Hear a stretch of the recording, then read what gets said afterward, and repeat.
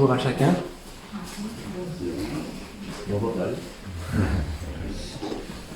Je vois qu'on est pas mal nombreux, c'est vraiment chouette.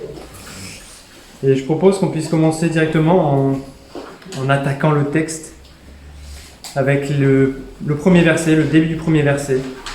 On peut relever deux mots importants dans ce premier verset, vous l'avez là, super, qui vont nous permettre de dézoomer un peu, voir un peu le texte dans son contexte, et ensuite rezoomer sur qu'est-ce que veut dire Pierre dans ce texte-là.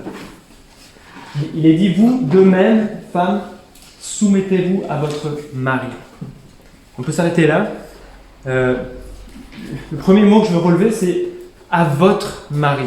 Alors, juste pour couper court à tout ce qu'on pourrait imaginer, le texte ne parle pas que les femmes doivent se soumettre à tous les hommes. C'est pas du tout ça l'objet de ce texte. Mais on parle de soumission au sein du mariage. C'est un type de soumission spéciale. Et comme on l'a déjà dit, on a vu plusieurs déjà dans les semaines précédentes. Mais on va voir ça plus tard. Mais c'est important de préciser cela. Deuxième mot que je veux relever, c'est le « de même ». Vous, de même. Ça signifie que on va parler de quelque chose dont on a déjà parlé, que l'objet de la conversation est toujours le même, et maintenant on va appliquer à une autre catégorie de personnes. Alors, de quoi on parle depuis quelques dimanches? Le même de même est aussi présent au verset 7. Là. Ah oui, en fait, il manque des trucs là. Je vois. Marie, vivez de même, c'est bien, on a au moins ça. Vivez de même en montrant de la compréhension à votre femme. Et donc on peut reculer un peu là et voir un peu l'unité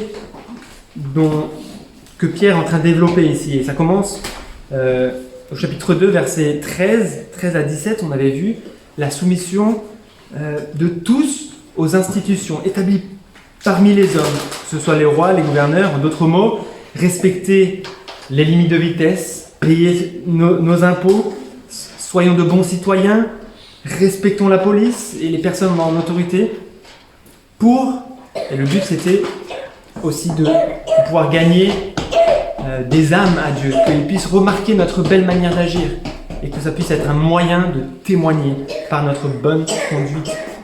Et c'est simplement aussi ce que Dieu nous demande, alors on veut le faire. La deuxième partie c'était la semaine dernière, versets 18 à 25, la soumission des serviteurs, des esclaves à leurs maîtres. Soumettez-vous avec le plus grand respect à vos maîtres, même s'ils ont un esprit pervers. Et en faisant cela, on témoigne que notre trésor est au ciel et pas dans la revendication d'être bien traité. Là, on va voir aujourd'hui les versets 1 à 6 qui parlent de la soumission des femmes à leur mari, même à ceux qui ne sont pas chrétiens. C'est ça que veut dire ceux qui refusent de croire. Ensuite, par rapport au mari, vivre en montrant de la compréhension à notre femme parce qu'elle doit hériter avec nous de la vie éternelle, de la grâce de la vie. Et puis ensuite, encore après, ce qu'on va voir probablement la semaine prochaine, versets 8 à 12, là c'est toute l'Église qui est appelée à être remplie d'amour les uns envers les autres, plein de compassion, à nous soumettre les uns les autres, et ça reprend aussi le texte dans Éphésiens 5, à bénir au lieu de rendre le mal pour le mal. Alors voilà dans quel contexte arrive le texte d'aujourd'hui.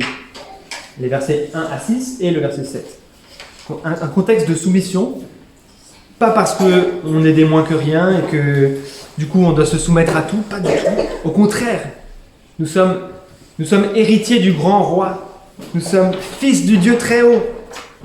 Et à ce titre, pour le témoignage, nous dit Pierre, pour rendre gloire à Dieu, par obéissance à notre Seigneur, nous nous soumettons à ce que Dieu nous demande.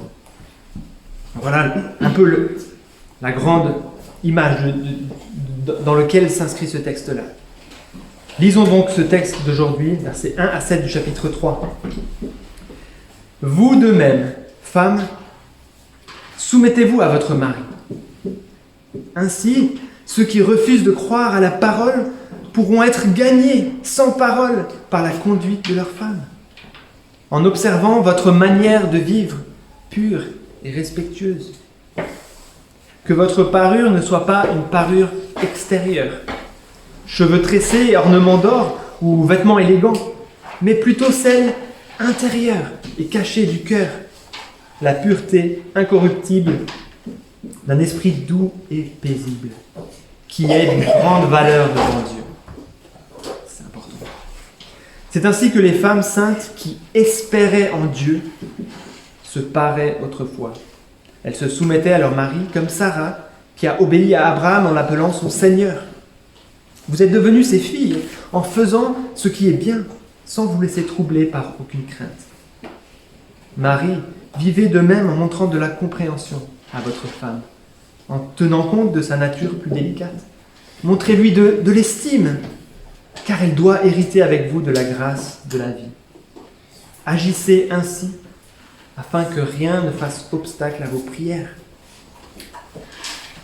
Alors, avant de s'attaquer au sujet de la soumission de la femme à son mari, et d'explorer ce qu'est la soumission et ce qu'elle n'est pas, laissons Pierre d'abord nous dresser un portrait de la femme selon Dieu.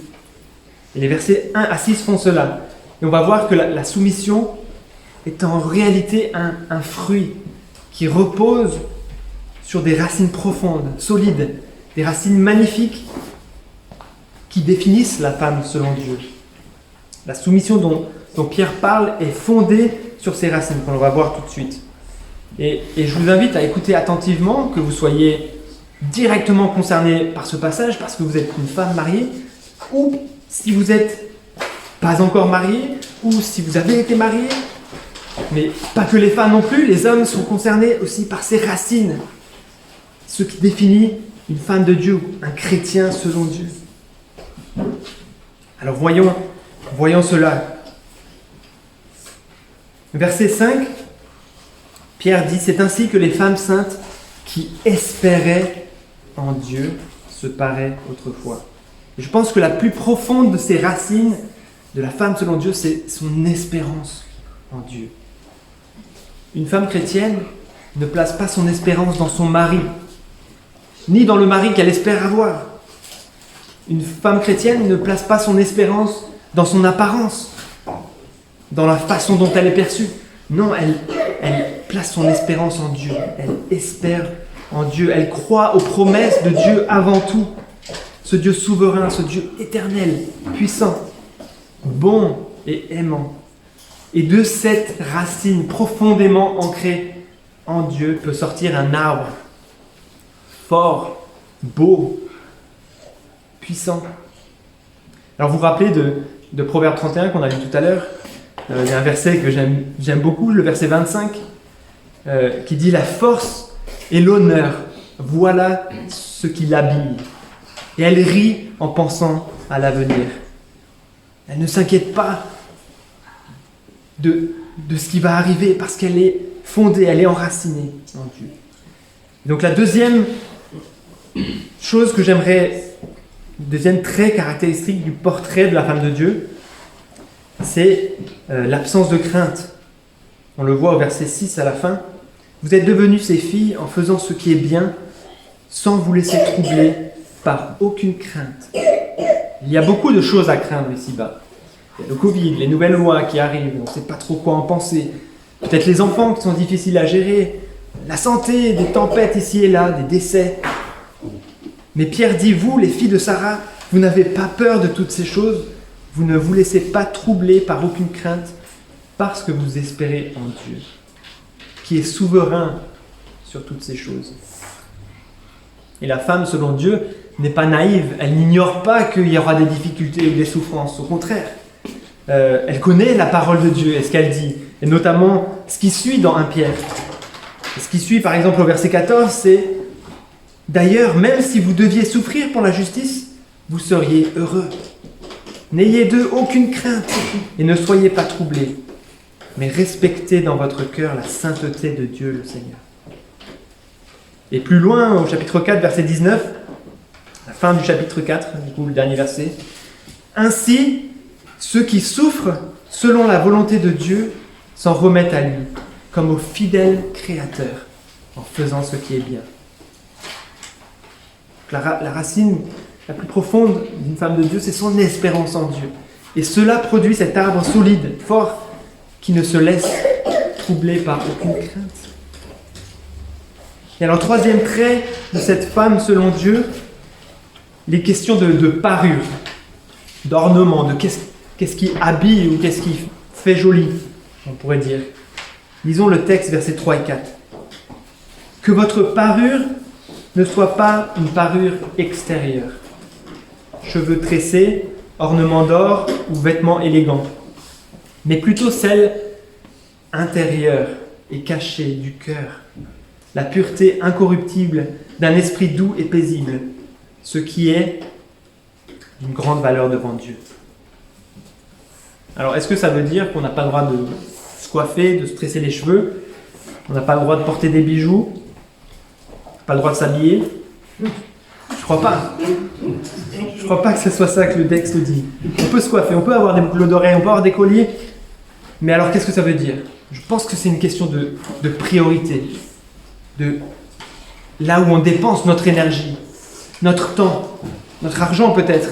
Est-ce qu'on passe tout notre temps à s'occuper de notre apparence extérieure, à aller se faire coiffer, je sais pas, à s'habiller, à passer plein de temps devant le miroir et à se demander est-ce que je vais être bien vu? Est-ce que les gens vont apprécier de me voir et vont dire que je suis beau ou que je suis belle? Ou est-ce qu'on s'attache plutôt à cette parure intérieure, à cultiver notre beauté intérieure et cachée, celle de notre cœur? Et le texte dit, c'est cela qui plaît à Dieu. Cela qui est d'une grande valeur devant Dieu. La question du coup c'est, est-ce que nous voulons plaire à Dieu ou aux hommes? Ou plutôt, est-ce que notre priorité, ou plutôt la priorité que l'on a dans notre vie, soit de la parure extérieure ou la parure intérieure, montre à qui on veut plaire? Alors réfléchissons-y. Et on a déjà lu dans 1 Samuel 16, verset 7, le verset qui dit « L'homme regarde à ce qui frappe les yeux, mais l'Éternel regarde au cœur. » Et au verset 4, Pierre précise que celle qui place sa confiance et son espérance en Dieu, et pas dans son mari, dans son apparence extérieure, va avoir un effet sur son cœur, une tranquillité paisible, on pourrait dire. Je vous relis le verset. Mais plutôt celle intérieure et cachée du cœur, la pureté incorruptible d'un esprit doux et paisible, qui est d'une grande valeur devant Dieu. C'est beau, la pureté incorruptible d'un esprit doux et paisible. L'apparence extérieure, elle est corruptible et elle va flétrir, peut-être plus vite qu'on imagine, mais celle qu'on peut travailler à l'intérieur et qui plaît à Dieu, celle-là est incorruptible. Il y a d'autres passages qui parlent de cette beauté intérieure. Je veux prendre avec vous 1 Timothée 2, versets 9 et 10 par exemple. De même, je veux aussi que les femmes, habillées d'une manière décente, se parent avec pudeur et simplicité, non avec des tresses de l'or, des perles ou des toilettes somptueuses, mais plutôt avec des œuvres bonnes, comme cela convient à des femmes qui affirment honorer Dieu. Comme je l'ai déjà dit, les textes sont dirigés vers les femmes, mais les hommes, vous pouvez tout à fait apprendre beaucoup de cela aussi. 2 Corinthiens 4, verset 16 dit « Voilà pourquoi nous ne perdons pas courage, et même si notre être extérieur se détruit, notre être intérieur se renouvelle de jour en jour. » La vraie beauté, c'est celle qui est intérieure, nous dit Pierre, du coup. Celle qui ne se flétrit pas. Et cette beauté est celle qui plaît à Dieu. Voilà 3 traits qui forment le portrait d'une femme selon Dieu dans ce passage. Et quatrièmement, il y a une dernière caractéristique de la femme selon Dieu. On a vu l'espérance en Dieu à la racine profonde, solide. Ensuite, cela conduit à une absence de crainte, à une confiance en Dieu par rapport à tout le futur qui pourrait apporter des souffrances et des difficultés, un courage. Et puis cela conduit à un esprit de douceur et de paix, de quelqu'un qui cultive sa parure intérieure. Et du coup, quatrièmement, cet esprit s'exprime en une soumission authentique et volontaire à son mari. Et on arrive à ce passage-là. Verset 1. Vous de même, femmes, soumettez-vous à votre mari. Verset 5. C'est ainsi que les femmes saintes qui espéraient en Dieu se paraient autrefois. Elles se soumettaient à leur mari. Donc voilà le portrait de la femme que Dieu dépeint lorsqu'il appelle les femmes à se soumettre à leur mari. Une espérance inébranlable en Dieu, un courage et une confiance solide face à la souffrance, un esprit doux et paisible qui cultive ce qui plaît à Dieu et une soumission humble à son mari. Et la réalité du leadership de l'homme et de la soumission de la femme, elle est magnifique quand elle est vécue bibliquement. Deux êtres égaux devant Dieu qui servent ensemble en prenant à cœur leurs rôles respectifs. Et cette égalité et en même temps des rôles différents me fait penser, et je pense que vous y pensez aussi, à la Trinité. Au Père et au Fils, par exemple, qui sont égaux, qui sont tous les deux Dieu, mais qui ont des rôles respectifs différents. Et le Fils qui, comme on l'a vu dans le passage la semaine dernière, se soumet à la volonté du Père. Et ça ne veut pas dire qu'ils ne sont pas égaux. Et donc dans le couple, on peut le voir de la même façon. Donc voyons maintenant, à partir de ce texte, ce que la soumission n'est pas. Et ensuite on verra ce qu'est la soumission du coup. Et là j'ai pris 6 choses que la soumission biblique de la femme à son mari n'est pas, que j'ai repris d'un article de John Piper que je trouve excellent. Et donc parcourons ce que la soumission n'est pas. La soumission ne signifie pas être d'accord avec tout ce que votre mari dit. On le voit au verset 1. La femme décrite ici est évidemment croyante, lui non.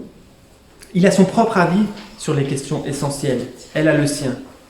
Et Pierre l'appelle à se soumettre à lui pour pouvoir le gagner par son attitude à Christ. Mais ça ne veut pas dire qu'elle doit se soumettre à sa vision du monde. Donc la soumission ne peut signifier se soumettre à tout ce que son mari pense. Deuxième chose, la soumission ne signifie pas laisser son cerveau ou sa volonté propre à la cérémonie du mariage. Non, la soumission, ce n'est pas l'incapacité ou l'absence de volonté de penser par soi-même. Ici, on a une femme qui a entendu l'évangile, qui a réfléchi, qui a décidé de suivre son sauveur. Le mari a probablement aussi entendu le message, puisqu'il est dit qu'il refuse de croire à la parole. Il a entendu l'évangile, il a réfléchi, il a décidé pour l'instant de ne pas suivre Jésus. Elle a pensé par elle-même, elle a agi, et Pierre ne lui demande pas de renoncer à Christ, de renoncer à sa conversion, non, pas du tout, mais plutôt à s'engager pour essayer de gagner son mari. Donc la soumission ne signifie pas de laisser notre cerveau, notre volonté à la cérémonie du mariage. Troisième chose que la soumission n'est pas, la soumission ne signifie pas ne rien faire pour changer votre mari. Voilà, le point essentiel de ce texte, et on retombe sur la même chose, c'est d'expliquer à une épouse comment gagner son mari. Vous de même, femmes, soumettez-vous à votre mari. Ainsi, ceux qui refusent de croire à la parole pourront être gagnés sans parole par la conduite de leur femme, en observant votre manière de vivre pure et respectueuse.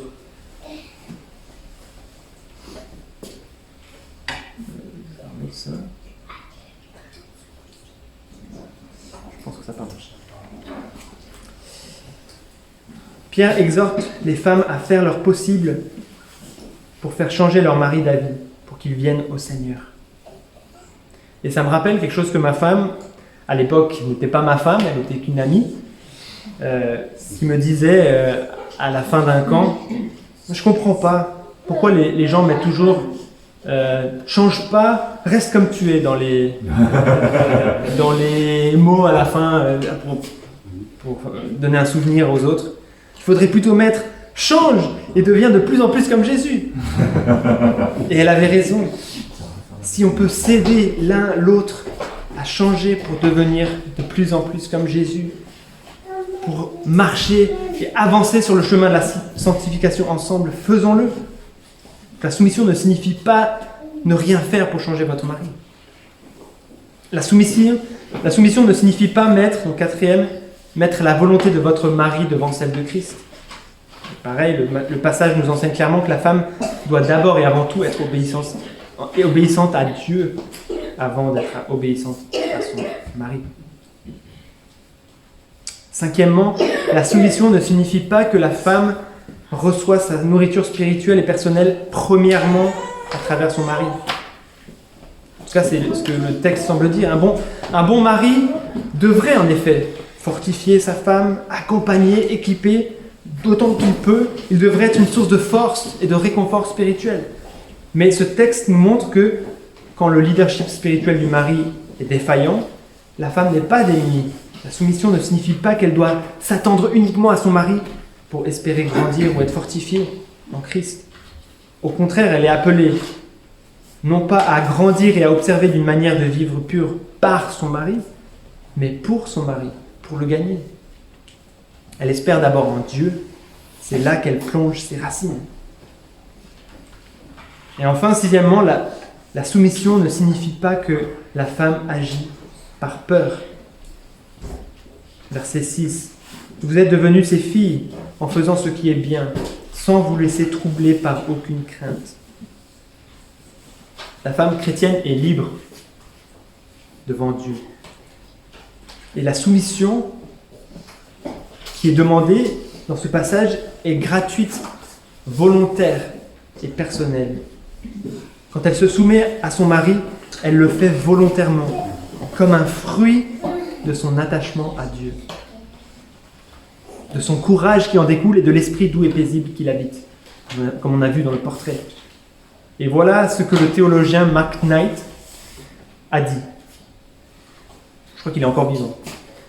Je crois dans une femme se soumettant à son mari, mais je ne crois pas que le mari ne devrait jamais lui demander. En effet, je sais que je n'en suis pas digne. Elle ne le sait pas. Peut-être elle le sait aussi. Ça, je ne suis pas transformé ce qu'il a dit. Et il continue. Ma responsabilité en tant que mari est d'être digne de sa soumission. Alors, hors de nous l'idée d'un mari qui abuse de sa femme, qui domine sa femme ou qui maltraite sa femme. Donc voilà, qu'est la soumission du coup? Et je reprends aussi une définition qu'a donnée John Piper, que je trouve résume bien ce qu'est la soumission selon la Bible. La soumission est l'appel divin de l'épouse à honorer et à soutenir le leadership de son mari et à l'aider à le mener à bien selon ses mots. Je relis. La soumission est l'appel divin de l'épouse à honorer et à soutenir le leadership de son mari et à l'aider à le mener à bien selon ses mots. C'est la disposition à suivre l'autorité du mari et l'inclination à se soumettre à son leadership. C'est une attitude qui dit « Je suis ravi que tu prennes l'initiative dans notre famille. Je suis heureux quand tu prends les responsabilités des choses et que tu diriges avec amour. Je ne m'épanouis pas dans notre relation lorsque tu es passif et que je dois m'assurer que la famille fonctionne. » C'est ça que Mélanie me dit. Et c'est ça qui, je pense, est une bonne attitude de soumission. Et du coup, il y a des moments, parfois, où l'épouse, aussi soumise soit-elle, aura de bonnes raisons de ne pas être d'accord. Alors, comment elle devrait réagir? Imaginons que je prenne une décision pour notre famille et que Mélanie n'est pas vraiment à l'aise avec cette idée. Donc, comme on a vu, elle n'a pas à ne pas réfléchir et juste suivre. On peut parler, on peut discuter. Elle pourrait dire « Pierre-David, je sais que tu as probablement beaucoup réfléchi à ça et j'aime quand tu prends l'initiative d'organiser des choses, mais je ne suis pas à l'aise avec la direction que tu veux prendre. Est-ce qu'on pourrait en discuter peut-être ce soir ?» Et je pense que cette manière de vivre la soumission est conforme à ce que la Bible dit. Parce que, contrairement à Jésus, les hommes sont faillibles et nous devons l'admettre. Jésus est notre exemple en tant qu'homme dans sa relation avec l'Église, comme on le voit dans Éphésiens 5. Mais Jésus est parfait et nous ne le sommes pas. Donc on doit admettre cela. Ensuite, les maris devraient souhaiter que leur femme soit enthousiaste et impliquée par les décisions prises pour la famille. Comme Jésus souhaite que l'Église soit enthousiaste pour le suivre et pas juste qu'elle se soumette et qu'elle se plie sans bonne volonté. Et puis, la façon dont Mélanie exprime ses réticences montre clairement qu'elle soutient mon rôle de leader, qu'elle veut m'aider à le mener à bien. Et puis, dernière chose qui, je pense, est importante à préciser, et ça a été le cas avec Mélanie, j'en suis très reconnaissant. Elle m'a assuré dès avant le mariage qu'elle voulait faire cette démarche de se soumettre à mon leadership, même si je ne suis pas quelqu'un avec le don de leader. Et ça a été quelque chose une épreuve, on pourrait dire, en tout cas quelque chose de plutôt difficile de par son caractère, mais elle l'a fait, et je trouve, avec brio. Et il me semble que c'est bon qu'il soit clair dans le couple que, au final, si jamais on n'arrive pas à se mettre d'accord, la femme soit d'accord de se soumettre à la décision du mari. Mais dans la plupart des cas, ce cas n'arrive pas. Et je suis reconnaissant que pour moi non plus, ça n'arrive pas souvent. Donc voilà, un peu qu'est-ce qu'est la soumission. Et après, on arrive sur la partie par rapport aux hommes, et je vais lire le verset 7. « Marie, vivez de même en montrant de la compréhension à votre femme, en tenant compte de sa nature plus délicate. Montrez-lui de l'estime, car elle doit hériter avec vous de la grâce de la vie.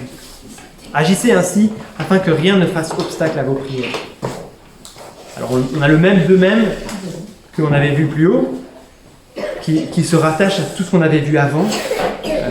Peut-être ça se rattache même au verset 17. « Respectez chacun, aimez les frères et sœurs, craignez Dieu, honorez le roi. » Et tout ce qui suit, tout ce qu'on a vu pendant les dimanches précédents, répond à ce verset-là. Et les maris comme les femmes, comme les esclaves, comme les serviteurs, les vieux comme les jeunes, nous voulons obéir et avoir une bonne conduite au milieu des non-croyants.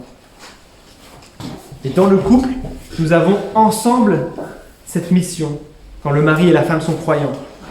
Nous sommes bien sûr égaux devant Dieu en tant qu'élus et enfants nés de nouveau, et nous devons hériter ensemble de la vie éternelle, comme le dit la fin du verset 7. Alors, quelque part, nous sommes frères et sœurs. Mélanie, c'est ma sœur en Christ. Philippe, c'est le mari de Laura. Jocelyne, c'est la sœur de Bernard, quelque part. Et peut-être de se mettre, de se rappeler ça peut nous aider à mieux vivre la relation. On a des rôles différents, mais en même temps, on est sur le même chemin en route pour le ciel. En tout cas, en tant qu'homme, Pierre nous exhorte à montrer de la compréhension à notre femme. Et pour la connaître, pour la comprendre, il faut être à son écoute, s'intéresser à elle, prendre soin d'elle, étant donné, comme il dit, qu'elle est d'une nature plus délicate. Alors ça, c'est peut-être dans la société d'aujourd'hui, une nature plus délicate, dans d'autres versions, c'est elle est faible, oh là là, c'est... Mais il n'y a rien de mal, je pense, à affirmer cela. La société, en tout cas une partie, voudrait un peu gommer ça et dire que tout est pareil. Mais rien qu'en sport, je pense que ça serait aberrant de mettre tout le monde ensemble et de dire « Ah, bah, c'est toujours les hommes qui gagnent. » Mais certains y pensent, il me semble, en tout cas. Mais je crois qu'il n'y a rien de mal à affirmer cela. Dieu a créé l'homme et la femme comme il les a créés pour le bien du couple et pour sa gloire. Et alors nous sommes appelés à lui montrer de l'estime. Et si on reprend le texte de Paul aux Éphésiens, au chapitre 5, nous sommes appelés à les aimer d'un amour sacrificiel, comme Christ a aimé l'Église. Alors je pense que le faible dont parle ce passage, où la nature plus délicate parle surtout de la partie physique, mais voilà, ça reste à débattre et c'est peut-être pas très important. J'aimerais maintenant conclure. Et je pense qu'on peut s'accorder pour dire que le mariage selon la Bible est magnifique, est profond, est solide, et c'est un témoignage éclatant à la gloire de Dieu. Le mari aime sa femme, se donne pour elle comme Christ s'est donné pour l'Église.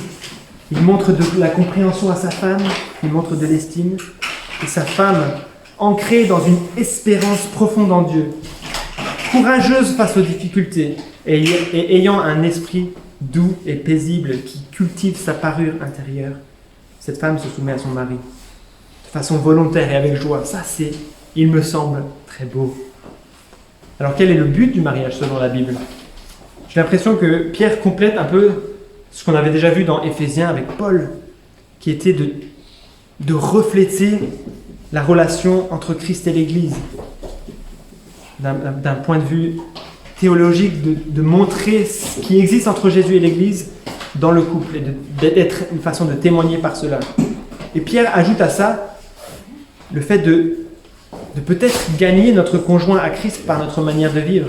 Et c'est un peu cette notion apologétique, donc d'annoncer l'évangile, de défendre la foi, qui parcourt un peu tous ces passages qu'on a lus au cours des dimanches précédents. Et le passage nous dit que lorsque les mots ne passent plus, le témoignage d'une vie parle encore. Ils pourront être gagnés sans parole. Alors ce texte s'adressait prioritairement à ceux d'entre nous qui sommes mariés, mais il s'adresse aussi à tous les autres. Et est-ce que les jeunes filles parmi nous, est-ce que vous savez où trouver votre valeur ? Est-ce que c'est dans votre parure extérieure, dans les bijoux, les belles coiffures et les beaux vêtements, ou dans votre parure intérieure et cachée du cœur, la pureté incorruptible d'un esprit doux et paisible qui est d'une grande valeur devant Dieu ?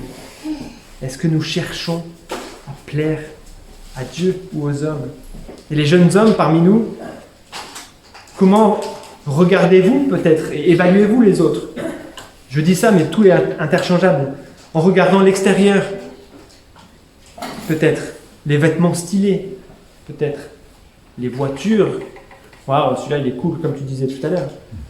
Le beau maquillage, peut-être chez les jeunes filles. Ou bien est-ce que vous regardez aussi à la parure intérieure ? Qu'en est-il de nous tous ? Quelle place occupe notre parure extérieure ? Quelle énergie, quel temps y consacrons-nous ? Et combien de temps nous passons à creuser l'Écriture, à pratiquer les bonnes œuvres, comme on l'a vu tout à l'heure. L'homme regarde à ce qui frappe les yeux, mais l'Éternel regarde au cœur. Et nous voulons plaire à Dieu, poursuivre ce qui est d'une grande valeur devant Dieu. Alors, à tout le monde, aux femmes comme aux hommes, j'aimerais rappeler le portrait que Pierre dresse de la femme selon Dieu. Mais on pourrait très bien dire du chrétien selon Dieu. Premièrement, enraciné en Dieu, plaçant notre espérance en lui. Ensuite, rempli de courage et d'audace, ne se laissant troubler par aucune crainte. Ensuite, rempli d'un esprit doux et paisible, parce que focalisé sur la parure intérieure, sur ce qui plaît à Dieu.